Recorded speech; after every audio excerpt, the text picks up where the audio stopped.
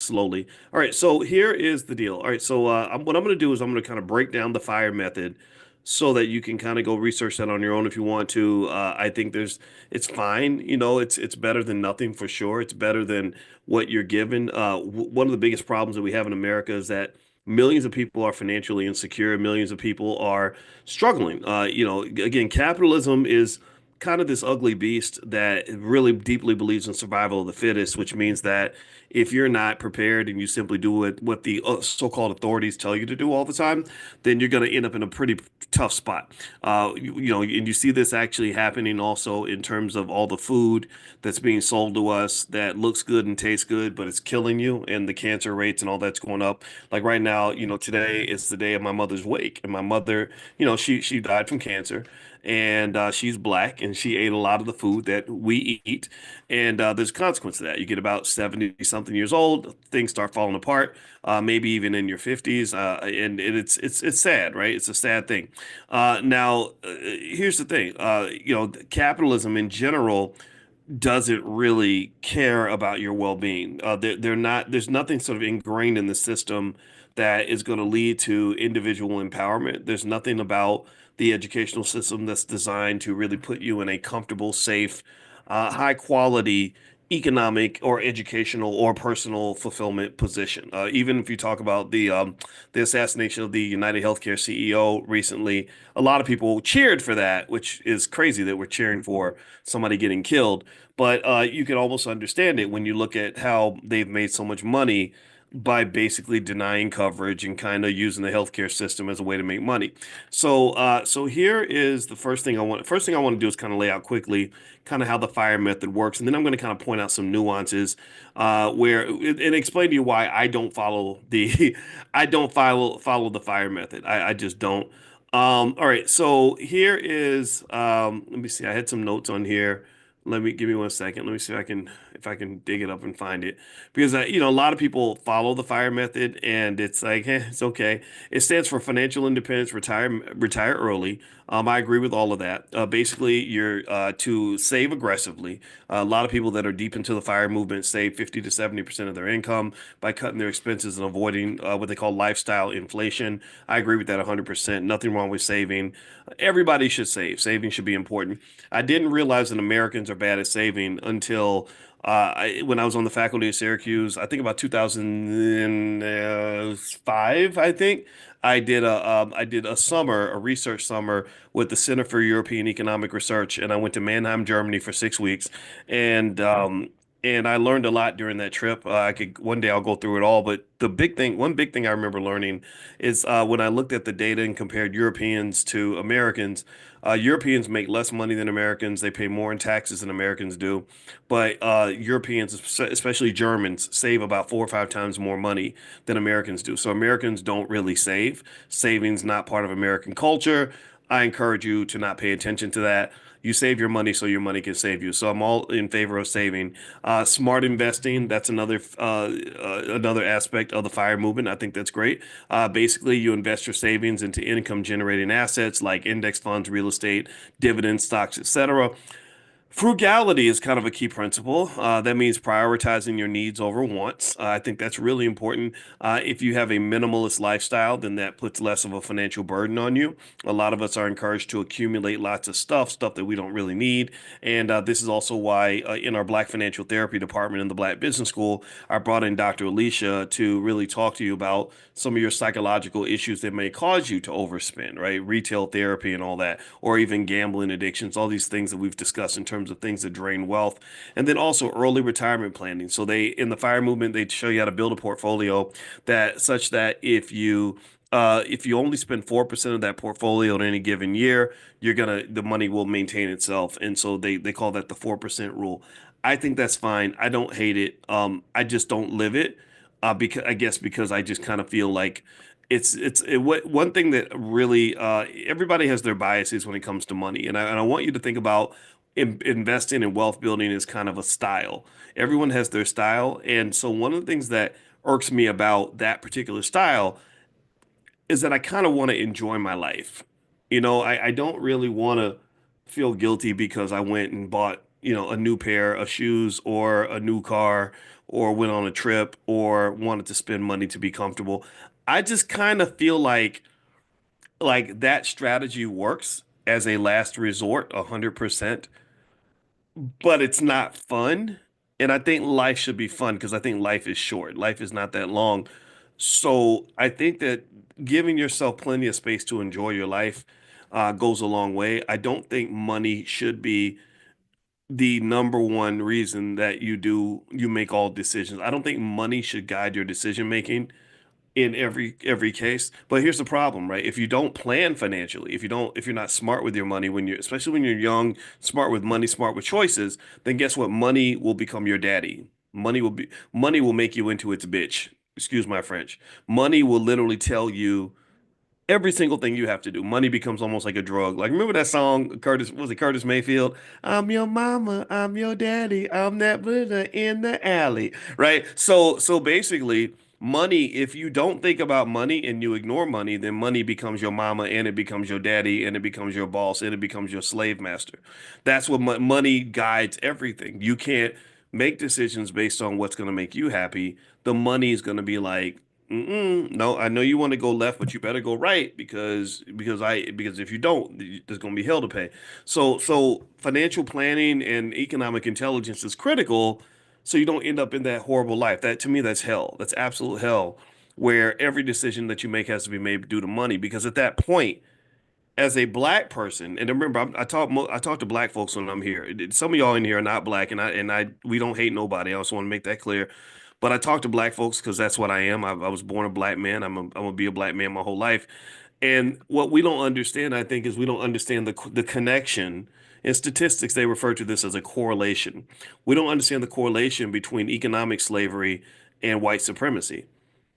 We don't understand that. We don't understand that if you become a slave to the dollar bill, then you pretty much are a slave to white supremacy because dollar bills are controlled by white people. So if you are a slave to the dollar, pay attention. If you are a slave to the dollar and the dollar is controlled by the man, then you are a slave to that man. So you can never be liberated from that man if you cannot liberate yourself from that man's money. Do you understand what I'm saying? Do you get what I'm saying? Let me know if y'all follow this. This is a simple idea, but I'm saying it slowly and repeating myself because I need you to really internalize this and process this.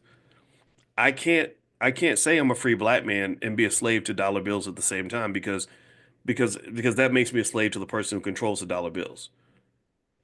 Do you see? So same thing is true in general. If you talk about if I see a lot of women online that they really are attracted to men that have money, and they'll pick a man. They'll decide that a man is a good man because he has lots of money, which ultimately will make you a slave to that man.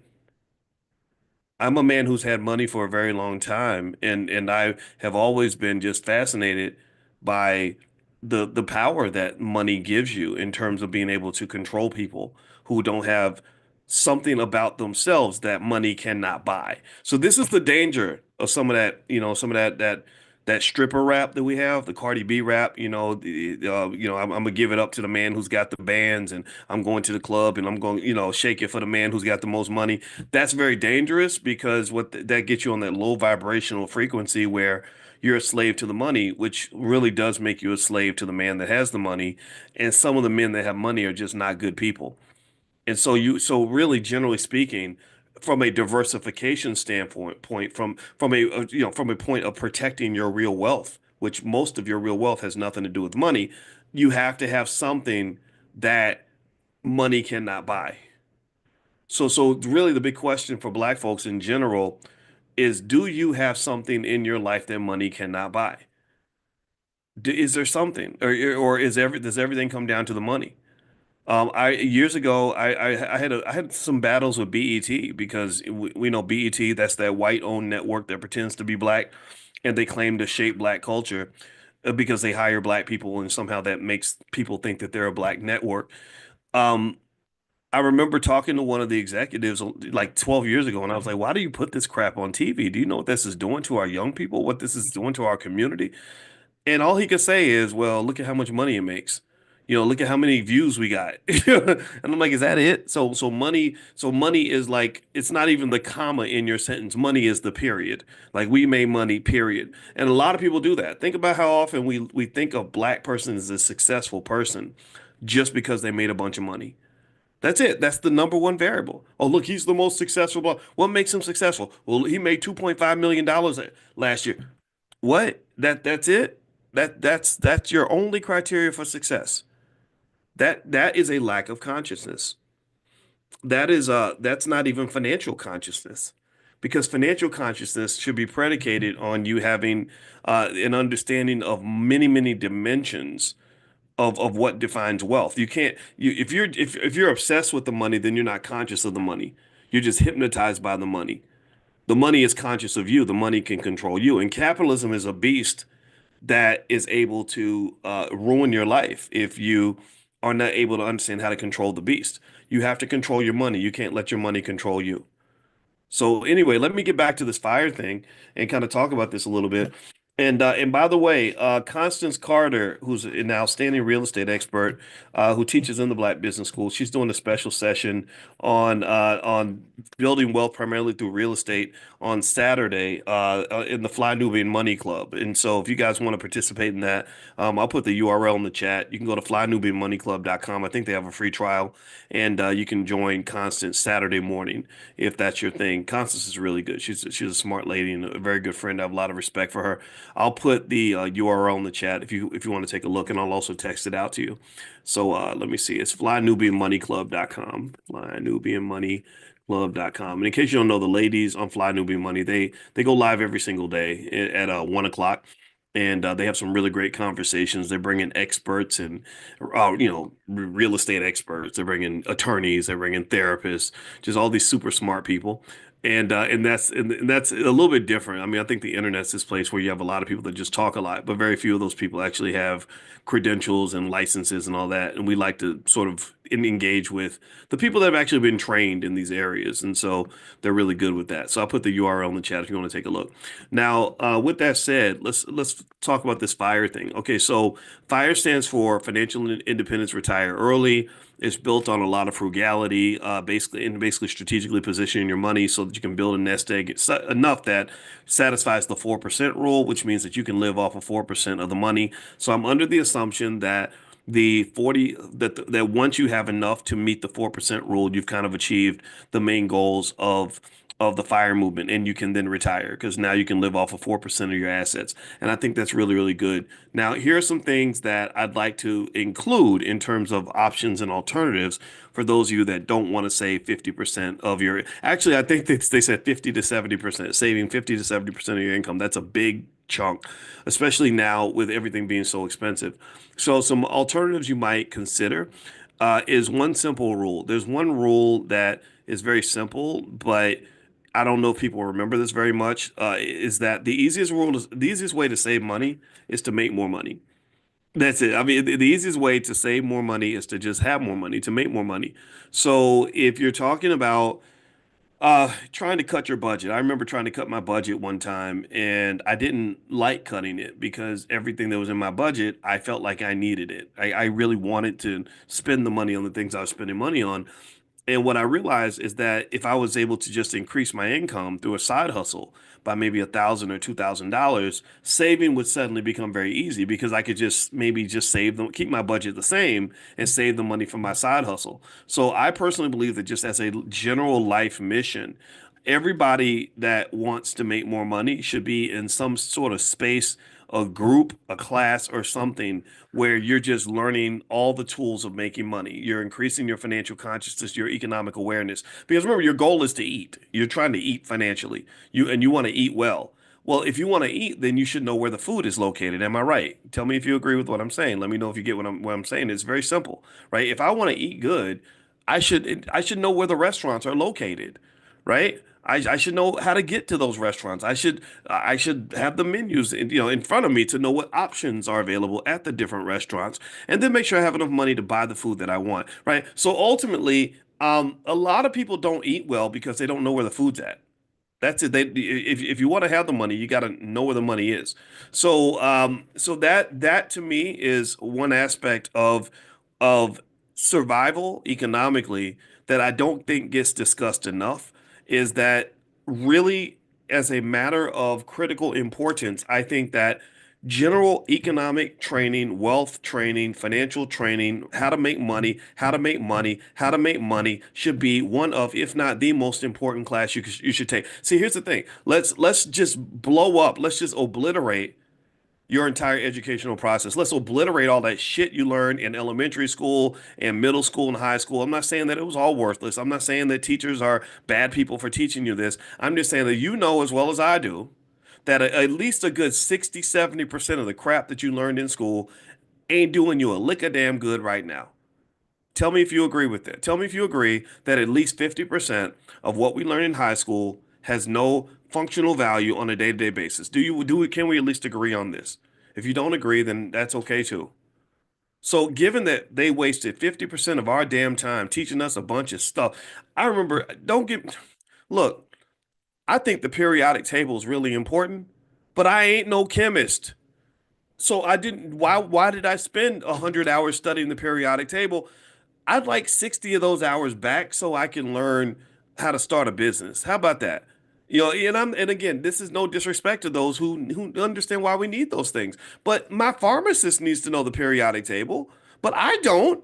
I don't need to know magnesium versus, how many molecules is in zinc versus some isotope. I don't know any of that crap. And I'm not saying that it's worthless information. It's not. It's extremely important. Oh my God, it's amazing.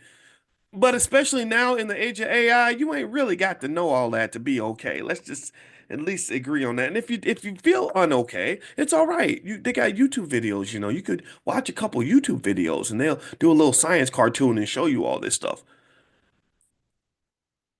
I think that and here's what the Boyce Watkins school is going to look like as soon as I raise $100 million to build my own school system. Maybe my grandkids will do it or something. I don't know. Here's what the Boyce Watkins school system would look like for the most part. I would look at the, I would imagine if I was 35 years old and black and say, what are the like three or four things that I'm going to be dealing with on a daily basis that are going to determine whether I have a good life or a bad life?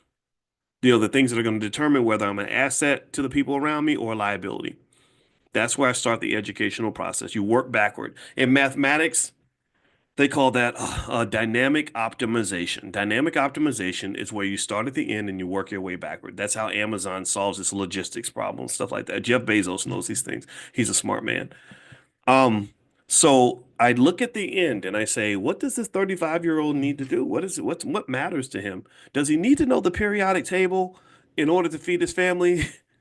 He'd be okay without knowing that, right? Does he need to remember and be able to recite poems written by Edgar Allan Poe in order for him to get through the day? Nah, probably not, right? Does he need to know like which founding fathers were there when the Declaration of Independence was signed? Nah, we'll get to that later. Not that that's not important. Maybe it is to you. I don't know. But we're gonna get to that later. But what does he need to know? Well, he's gonna need to make some money because he's got to feed his kids first. There's nothing more important to any good parent than making sure their babies are good, that their babies are fed, and their babies are safe, right? So he's gonna learn how to make money. We're literally gonna have a class called How to Make Money. And that will be like a 5 year class. Like literally, I would take the kids from age 6 to age 12, and they would be in a class called How to Make Money. So they would literally know every single way to make money that there is, every dynamic that comes with it, all that stuff, right? We'd cover the real estate, we'd cover the entrepreneurship, we'd cover the stock market investing. That would be the basic stuff, and then we get into the more subtle things, like maybe you shouldn't try to make your money by going to a Diddy party, or maybe you should be careful about who your friends are, or maybe you shouldn't do things that are unethical or illegal or put yourself in bad situations, right? So then the other thing that is that I know that he would probably need to understand something about health, right? Because the food companies are killing everybody. They're committing mass murder. This has been well documented. So maybe we make sure he's trained on how to stay healthy generally. Everything from physical fitness to what to eat to what nutrients are in the food, how to make your own food, how to grow your own food, how to do all the things you want to do to make sure that what you're putting in your body isn't going to end your life. Mental health, that matters, right? There's a lot of conversations now, and I just love it. A lot of conversations, particularly about black men, well, really black men and black women and mental health. Like a lot of people out here are struggling, stressed, half crazy, angry, depressed, everything else, right? So if you are trained on mental health techniques and understanding yourself and just what it means to process and deal with trauma and all that at an early age, you're gonna be a much more functional and adaptable adult. You're not gonna walk around here making crazy decisions, ruining your life, harming other people, traumatizing people, throwing away opportunities, ruining situations, blowing up your relationships because you have all this stuff that hasn't been fixed. See, you're full of it, right? You're full of all this undealt with stuff and like being constipated. So you're full of shit, right? So you're full of all this shit and it's stinky, toxic, nasty, except it's like an emotional version of nasty, toxic shit, right? So you're bringing all this funk into your relationships and you come into this clean situation and then this clean situation, two funky people walk into this really pure clean situation and then the whole situation becomes funky and stinky and then or you got this pure little baby who's like born full that's innocent and sweet could be anything, but because you're just dumping all this funk and all this stink on top of the baby eventually becomes stinky because you made it stinky because you never took a shower. You never went and actually cleaned out all your own shit. So now you got people running around here just shitting on everybody else. And I use the word shit too many times. I'm gonna stop using it now. But you get the point here. You get the point. That's what I visualize when I think about all the emotional crap that we get dumped on us when we're young, and some of us, and then you don't fix it. You just kind of live with it, and you just living in filth. You're living in filth. And I'm gonna tell you, some of us, I think we gotta cleanse our spirits. I really do believe that. And I would just love it if there was a nice, safe space where children, millions of kids, any kid who has a parent that loves them, could be put into a space where their spirit could be cleaned. So they go into the world clean and pure, and they're bringing goodness and cleanliness and everything else to so they get together with another clean and pure person, and then you have this beautiful, amazing situation. The child is born in the middle of cleanliness. They're born in the middle of structure. They're born in the middle of they're born in a healthy environment. Environment is everything for a kid, everything, right? So they're being nurtured and loved and supported and raised properly. Imagine that. I mean, imagine if we had millions of our kids that they grew up like that. It'd be a whole different community. So what else would I teach in that school? Um, I would definitely teach a lot of stuff about relationships. Right? We've talked about this. How to like there's so many conversations on relationships on the internet that are almost hilarious because they're so toxic and dumb. They're dumb. And I'm gonna tell you, the people I listen to when it comes to relationships are people that know the science. My wife happens to have a degree in this stuff, and there are other people that have degrees. I want to listen to the people that have been credentialed. I don't really know if it's good to listen to people just because they sound good or whatever. I half the people that give relationship advice on the internet don't even have a healthy relationship, have never been married, don't want to get married. And it's very strange to me how that kind of works. I would like to have kids learn simple techniques on how to maintain healthy interactions with other human beings, like how to not fight when you get mad, how to apologize when you're wrong, how to fix things when they're broken. I think that skill right there would actually be worth $10 trillion to the black community because there is trillions of dollars in lost wealth that occurs because relationships fall apart. I always jokingly talk about 3 6 Mafia and how 3 6 Mafia, they were real big in the early 2000s and they could still be torn right now, probably making $5 or $10 million a year if they could have just gotten along. But they hate each other, so they can't. You can't build a business with people that you hate. And even white folks have this issue. Hall and Oates. Anybody remember Hall and Oates? Do. I can't remember all their songs. What was that song they had? Did they do that song? What was it? What was that Hall and Oates song? What was it? They have so many beautiful music. Pick one. Did they Um, do the she's a Sarah man? Smile. They're the man eater, right? Oh, Oh, here here she she comes. comes. Hmm. Watch out, boy. She'll chew you up. Yeah. So check this out. So me and my wife listen to Hall and Oates sometimes, right? And Hall and Oates, I didn't know this, but it turns out that they hate each other. They'll never do another And concert. they can't even be in the same room with each other. And I was like, that's so sad because these guys could make millions of dollars if they could get along and get over their shit, but they can't. Whatever happened has caused them to just hate each other so much that they're literally taking millions of dollars and pouring it into the toilet and flushing it, right? And so I think that overall, it's like, and then also, my good friend Willie D from the Ghetto Boys, he would talk to me a lot about the issues that he had with Bushwick and Scarface. They had some issues. I'll just say that. I can share it just because Willie's talked about it publicly. But I was like, man, if you guys could just get on the same stage, there are people all like these people, these white people in Europe would love to like come to your concerts and because they're legends, right? So my point is to say, your family is similar in that sense that your family is almost like this music group that if you sing together, you can make beautiful music and do quite well together. But if you can't get along, then you're gonna sort of try to do things on your own, and you're not gonna be as successful on your own. You might run off like New Edition did. Remember when New Edition broke up and they all went out and started making solo albums and all that stuff? They were never the same. They could not capture the same level of magic. Belle Biv DeVoe kind of did. And then what was ironic was I always felt like Belle Biv DeVoe, they were kind of the three guys who couldn't sing like Ralph Tresvant, if you know what I mean. They couldn't sing like Johnny Gill. They couldn't perform like Bobby Brown, but they were actually among the most successful. Why? Well, because they worked together, right? So ultimately, working together and the ability to do that, and really get along with people and to be a good friend and seek out good friends and receive good friends because you are a good friend, I think that that really goes a long way. I would encourage you to consider that to be an important skill. So if I had a school, that's what I would start teaching. I would teach relationships and health, mental health, physical health, relationships, and how to make money. If they do that, if the kids have those skills, they're going to be very successful. Those are probably the most important skills to not just becoming a millionaire. Like that's level one. That's easy.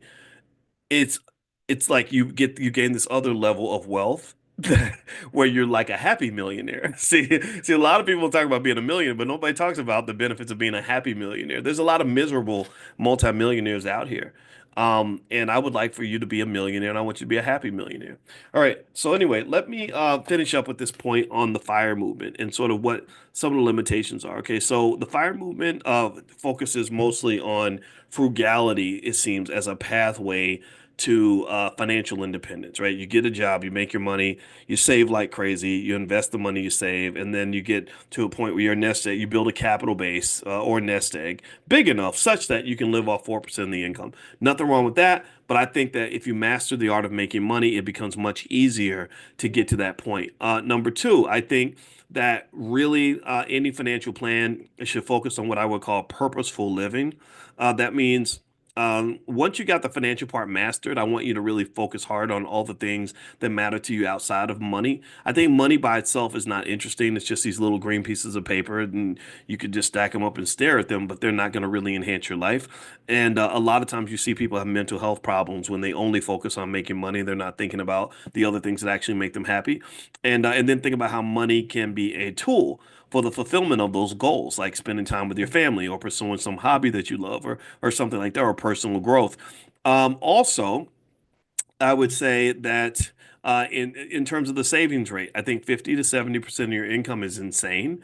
I would say maybe 20%. I think 20 to 25% is doable, and you can build tremendous amounts of wealth that way. And if you really want to be smart, you think about it as a multi-generational play. You save and invest for the kids. We've talked about that. That the easy, simple solution to the black wealth problem is right in front of you. It's really easy. If you simply paid the same amount of money into an investment portfolio for your child that you give to the people that you pay your card note to or your landlord, then your kids would be rich and the black wealth problem goes away. The what racial wealth gap doesn't exist anymore. We've talked about this. I'm not going to belabor this point, but it literally is the one thing that would solve all those problems. So all we'd have to do as a community is love ourselves as much as we love the people who gave us that cell phone. Like love our children as much as we love our car, right? We have to love our community as much as we love the landlord. If you did that and you put that money in the S&P 500, even if you're randomly picking stocks, that child is extremely wealthy by the time they're 20 to 25 years old. They never have to work for anyone unless they want to. Then at that point, they don't have to sit here and scrape nickels together and figure out and pinch pennies and all this other stuff. They literally have plenty of pennies and plenty of nickels and plenty of dollar bills because they're prepared for life. Okay. Also, let's see here. Another thing too is it seems like the FIRE method is not a big fan of debt. They're all about sort of paying off debt, getting rid of debt. I've heard Dave Ramsey speak that way as well. I respect Dave Ramsey. I like him because he knows who he is and what he believes in, and he gives good advice for the most part. One area where I would kind of adjust things a little bit for those of you that are financially intelligent, which is pretty much all of you. If you come to more than 10 of these trainings, you're probably better than half of all people. If you come to maybe 100, you're better than probably 80, 90%. People that are financially intelligent, in my opinion, should use debt as a way to acquire assets and to leverage and to expand your wealth. Most wealth is grown through the ability to access debt. This is where things like the credit ratings and all that stuff does matter. And if you haven't thought about those things, don't give up on your credit score.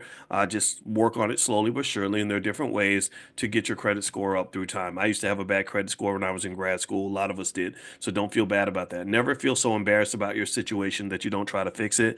It's never too late. It's never too late. So go back there and just do the basics and just do your best. That's what makes me respect you.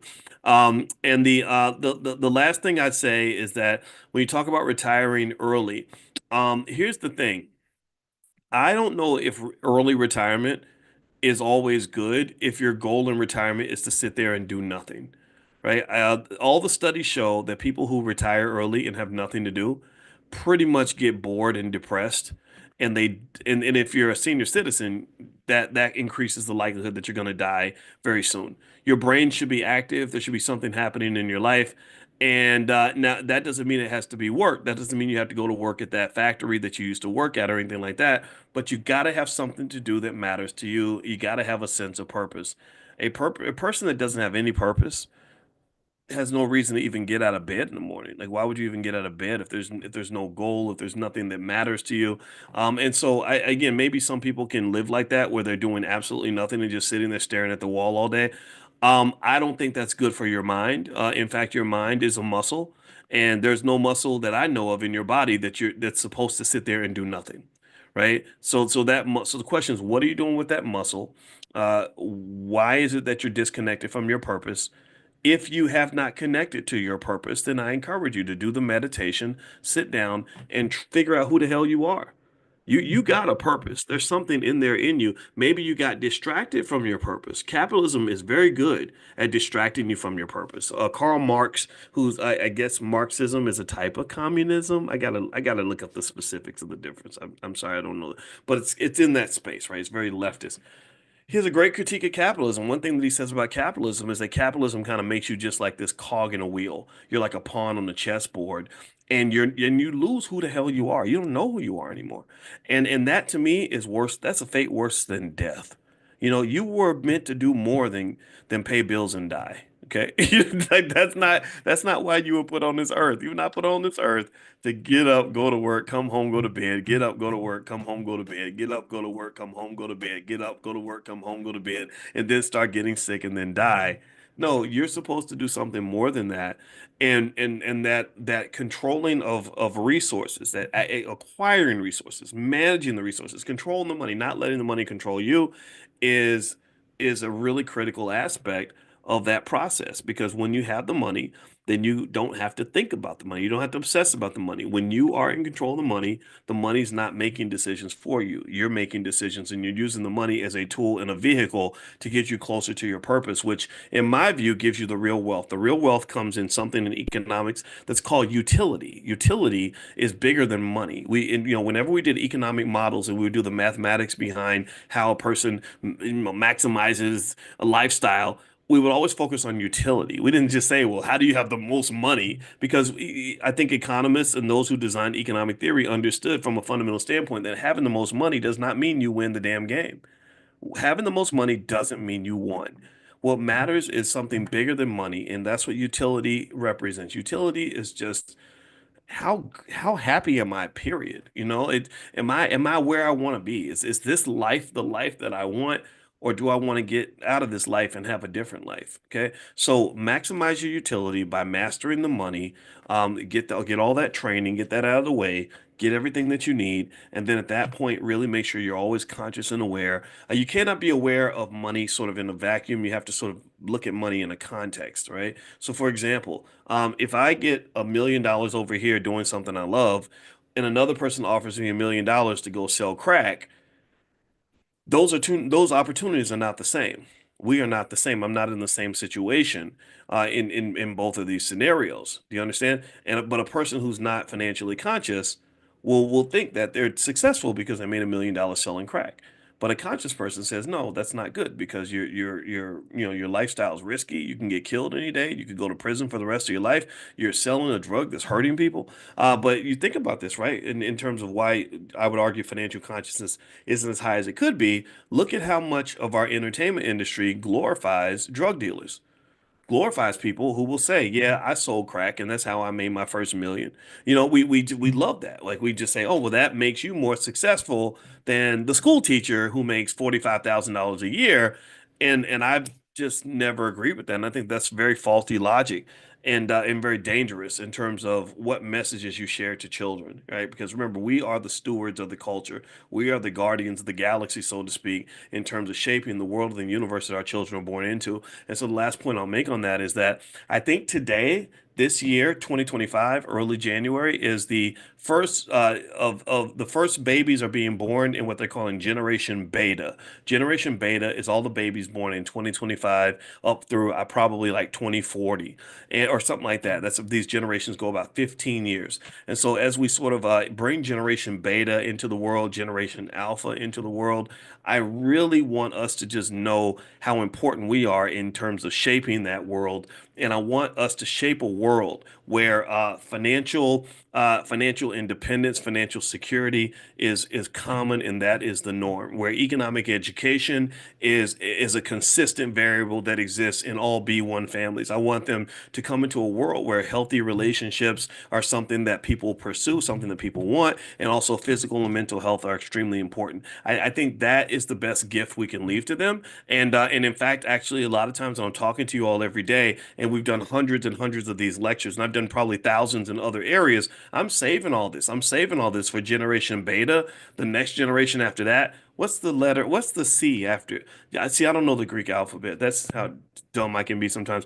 What is the C? It's not Kappa, right? It's Alpha Beta. Is it Alpha Beta? It's not Alpha Beta Kappa. What's the C? What's the next gener?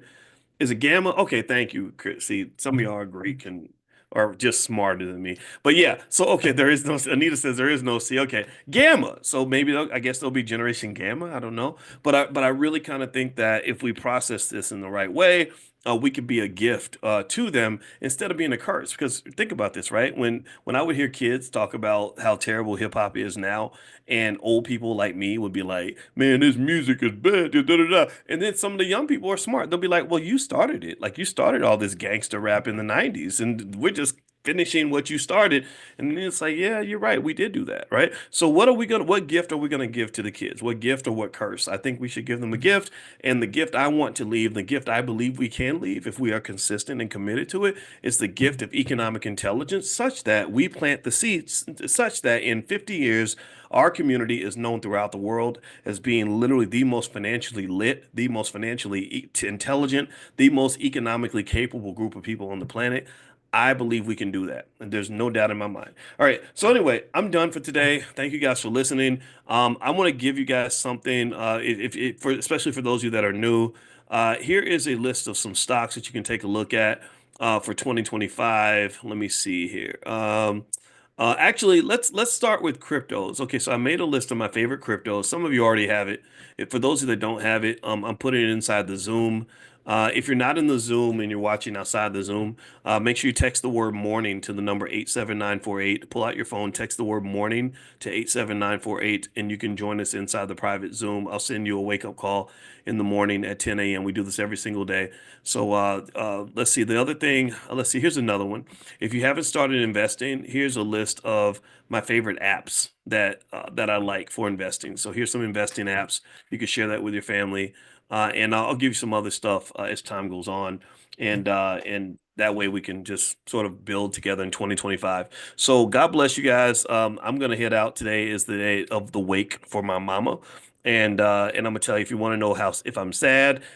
I'm a little sad, of course, right? Because my mama's gone. But again, I told you I don't want condolences all the time. I want congratulations because my mother left me tremendous gifts. And I'm gonna tell you something real weird happened to me this morning. I didn't, I don't know if I told you all this, but I didn't realize until I was after 50 that my wife and my mother look a lot alike. Like they look almost to the point where you would swear that was her daughter. One day I'll show you all the picture, but it's crazy. I didn't even realize it until we got married.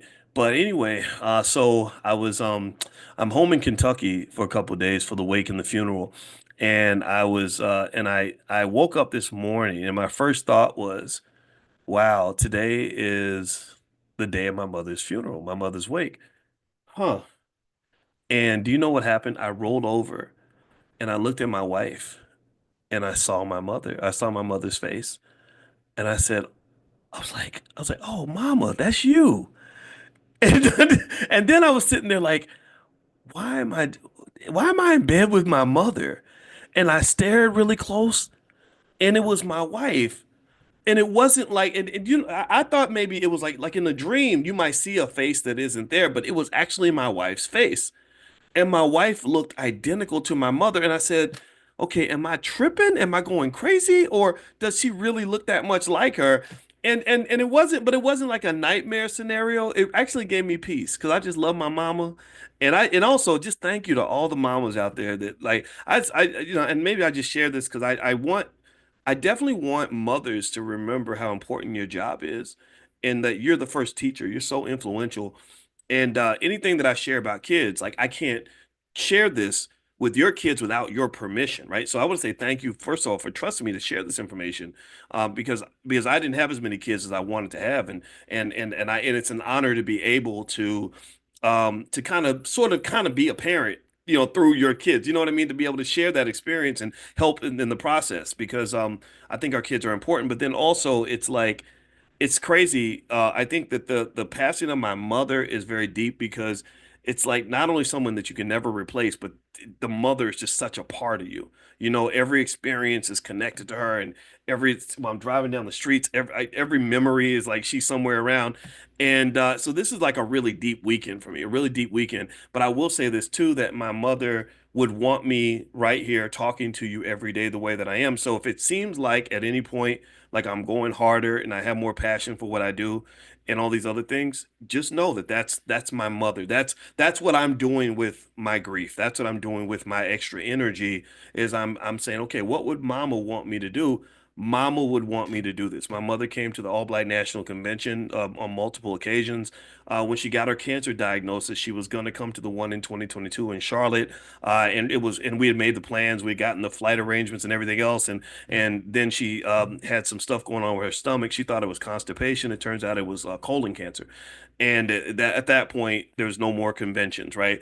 And so anyway, long story short, she's here with me, and she loves all of you. She knows all about everything that we're doing, and I just want to say thank you for sharing that experience with me. So anyway, let me get out of here before I talk too much and get all blubbery. 'Cause you know how I get when I talk about my mama. I will see you all tomorrow, and hope you have a wonderful day. And let's make 2025 the greatest year ever. We're gonna do this. We can do this, and we will do this.